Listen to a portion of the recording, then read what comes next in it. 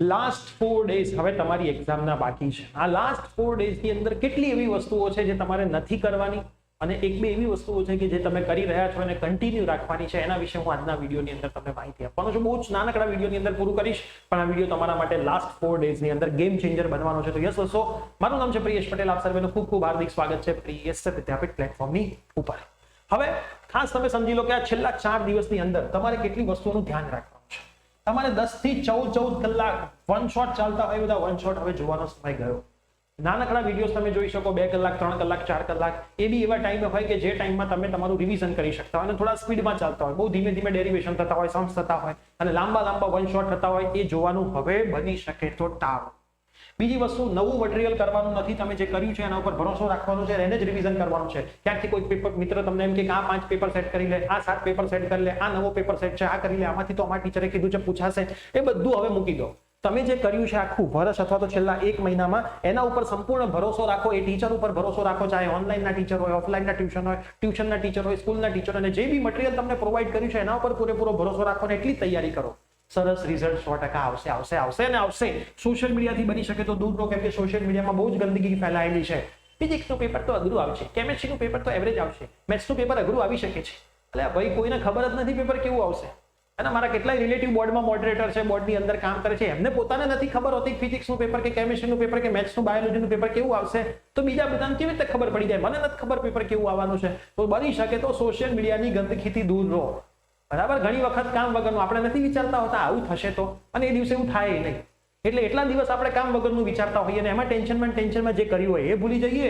આપણા ઉપર શંકા થવાની ચાલુ થાય અને સારું રિઝલ્ટ આવવાની જગ્યાએ ખરાબ રિઝલ્ટ આવે. તો હું તમને સૌને કહીશ કે સોશિયલ મીડિયાની ગંદકીથી દૂર રહો. પેપર કેવું આવશે ને આખા ગુજરાતમાં મોદી સાહેબને નહીં ખબર હોય, બરાબર? આપણા ચીફ મિનિસ્ટરને નહીં ખબર હોય, કાં તો મોદી સાહેબને નહીં ખબર હોય, કાં તો કોઈ પણ નહીં ખબર હોય. એટલે તમે તમારે મોજ કરો. પેપર કેવું આવશે એ દિવસે ખબર પડશે, જે દિવસે તમારા હાથમાં પેપર આવશે એ દિવસે. એના પછી સ્લીપ સાયકલ તમારે હવે થોડી મેનેજ કરવી પડશે. જો બપોરે સુવાની ટેવ હોય તો એને બદલી નાખો.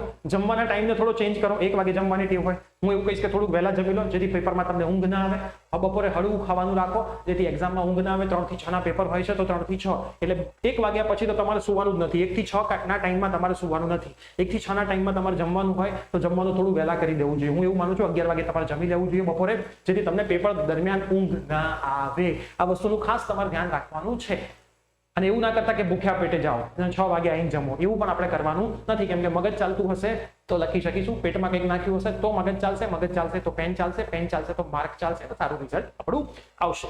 જંક ફૂડ નથી ખાવાનું. સાહેબ દાબેલી ખાઈ લો, વડાપાઉં ખાઈ લો, મસ્કા બન ખાઈ લો, મમ્મી આજ બનાવીને ઢોસા બનાય, મમ્મી પીઝા બનાય, આ બધું જ નહીં. ઘરનું શાક, રોટલી, દહીં, દાળ, ભાત, આ નોર્મલ ફૂડ જ તમારે ખાવાનું છે. ને રાત્રે હેવી ખાવાનું ટાળો.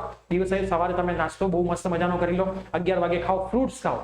બપોરે 2 વાગ્યા પછીના ટાઈમમાં તમને ભૂખ લાગે છે, તમે ફ્રૂટ્સ ખાઈ શકો છો, હલકો ખોરાક ખાઈ શકો છો, સાંજે ખીચડીને એવું બધું ખાઈ શકો છો. હેલ્થ સાચવવી બહુ જરૂરી છે. આડું ખાવામાં આવશે, હેલ્થ બગડશે. 1-2 દિવસ કામ વગરના બગડશે, કલાકો બગડશે. એટલે હેલ્થ ઉપર ખાસ રહો. થોડાક દિવસ બહારનું નહીં ખાવ, કોઈ ફરક પડવાનો નથી. આખી જિંદગી બહારનું ખાવાનું છે, સારું રિઝલ્ટ આવશે, સારા પૈસા કમાતો તો 5 સ્ટાર હોટલોમાં જ રોજ ખાવાનું છે. પણ હાલ પૂરતું તમે સાચવી લો. તમારી સેફટી બહુ ઇમ્પોર્ટન્ટ છે, તો બહાર જવાનું ટાળો. વ્હીકલ લઈને બહાર જવાનું તો ખાસ ટાળો. ક્યાંક કામ માટે જવું છે તો પેરેન્ટ્સને કહો તમારી સાથે આવે. હું તો પેરેન્ટ્સને બી રિક્વેસ્ટ કરીશ કે એક્ઝામમાં બી એને મૂકવા જાઓ, લેવા જાઓ, એને જાતે 2 વ્હીલર લઈને જવા ના દેશો. તો સેફટી બહુ ઇમ્પોર્ટન્ટ વસ્તુ છે. આપણી ભૂલ ના હોય, સામેવાળાને ભૂલના લીધે એક્સિડન્ટ થાય. મેં આવા ઘણા કેસ આટલા મારા લાઈફના જોયેલા છે. પહેલું પેપર આપવા ગયા હોય, એક્સિડન્ટ થઈને આવે, એક પણ પેપરો આપી ના શકે. તો આ તમારે સેફટી ખાસ ઇમ્પોર્ટન્ટ છે. હેલ્થનું પણ ખાસ ધ્યાનમાં રાખવાનું છે. પૂરેપૂરું સુવાનું છે, વધારે જાગવાનું નથી. આખા દિવસમાં મિનિમમ 7 થી 8 કલાકની ઊંઘ તમારે સિંગલ ટાઈમ મળી લેવાની છે. એક જ ટાઈમ રાત્રે સુવો, મસ્ત મજાનું 7 થી 8 કલાક સુઈ જાઓ. તો એક સિંગલ ઊંઘ લેવી પણ બહુ જરૂરી છે. કટકા વાળી ઊંઘ ના લેશો. રાત્રે વાંચવું, આખી રાત સર હું વાંચું છું, દિવસે ઊંઘું, આવું તો ખાસ ના કરો.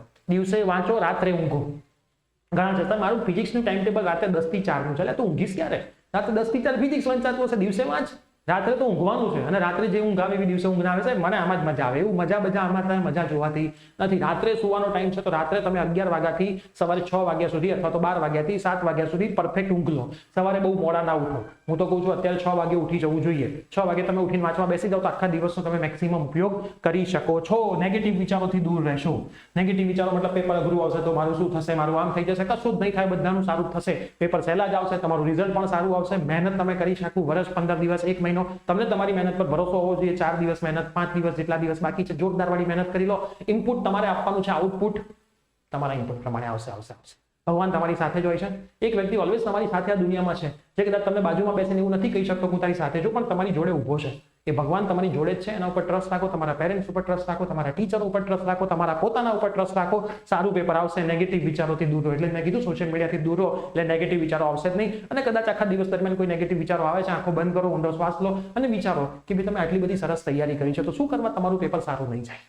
નેગેટિવ વિચારો ના લાવો. અને કદાચ આવે તો કોઈ મોટિવેશનલ સોંગ સાંભળી લો, લક્ષ્યનું સોંગ સાંભળી લો, તમે ઘણા બધા કર હર મેદાન ફતેહ વાળું સોંગ સાંભળી લો, ચલ ઉઠ બંદિયા વાળું સોંગ સાંભળી લો. કેટલાય મોટિવેશનલ સોંગ યુટ્યુબમાં પડેલા છે. એ સાંભળશો ને તો તરત પોઝિટિવ થઈ જશો. એ સાંભળતા સાંભળતા આંખોમાં વિચારો કે બહુ મસ્ત મજાનું પેપર આવ્યું છે, તમે જે પેપરમાં તૈયારી કરી એ જ પેપરમાં પૂછાયું છે, તમારું પેપર જબરજસ્ત ગયું છે. તમે ઘરે આવ્યા છો, તમે તમારા ટીચરને, પ્રિય સરને મેસેજ કર્યો, દેવ સરને, સચિન સરને મેસેજ કર્યો છે કે સર તમે જે ભણાવ્યું એ જ બધું પેપરમાં આવ્યું છે, તમારા આઈએમપીમાંથી જ આવ્યું છે, મારું પેપર જોરદાર ગયું છે અને નેક્સ્ટ પેપરની તમે તૈયારીમાં લાગી ગયા છો. આ બધા વિચારો તમે લાવો. જે તમારું મગજ વિચારશે એ જ રિયલ લાઈફમાં થતું હોય છે. તો તમે જેટલું પોઝિટિવ વિચારશો એટલું પોઝિટિવ તમારા રિયલ લાઈફમાં થશે. ને એ કરવાનો સમય છે. હું તો તમને કહીશ કે આખા દિવસમાં જ્યારે બી થાકો છો વાંચીને, ત્યારે આખે હેડફોન લગાવો, ઇયરફોન લગાવો, સોંગ ચાલુ કરો, મોટિવેશનલ 4-5નું લિસ્ટ બનાવી દો અને આ બધી પોઝિટિવ વસ્તુઓ વિચારો.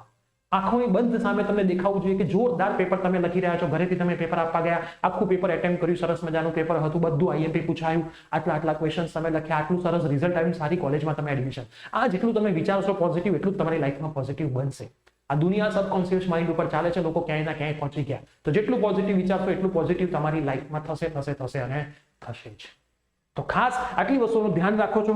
ક્યાંય કોઈ જગ્યાએ ટાઈમ પાસ કરવાનો નથી. મહેનત કરો, તમારા ઉપર પૂરેપૂરો ભરોસો રાખો.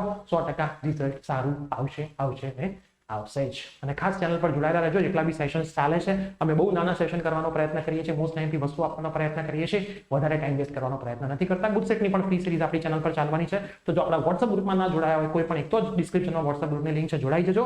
આ વિડીયો તમારા તમામ ફ્રેન્ડ્સને શેર કરી દેજો, જેથી એ પણ આ 4 દિવસ શું કરવું એનું ધ્યાન રાખશે. અને પેરેન્ટ્સને ખાસ રિક્વેસ્ટ કરીશ કે આ 4 કે 5 દિવસ કે જે એક્ઝામનો ટાઈમ છે એમાં તમે તમારા સ્ટુડન્ટ્સને વધારે પ્રેશર ના કરો. વાંચવા બેસ નહીં તો તારી આવું થઈ જશે. એને કે તમે એની જોડે રહો, એની સાથે બેસો, એને ચા બનાવો, નાસ્તો બનાવો, તમે કરો જ છો, પણ એને પણ નેગેટિવ વિચારોમાં ના નાખો કે રિઝલ્ટ નહીં આવે તો આ થઈ જશે. તો જે રિઝલ્ટ આવવાનું હશે એ રિઝલ્ટ પણ નહીં આવે. મળીએ છીએ આવા જ કોઈ વિડીયોની અંદર. Till then bye, take care, best લક.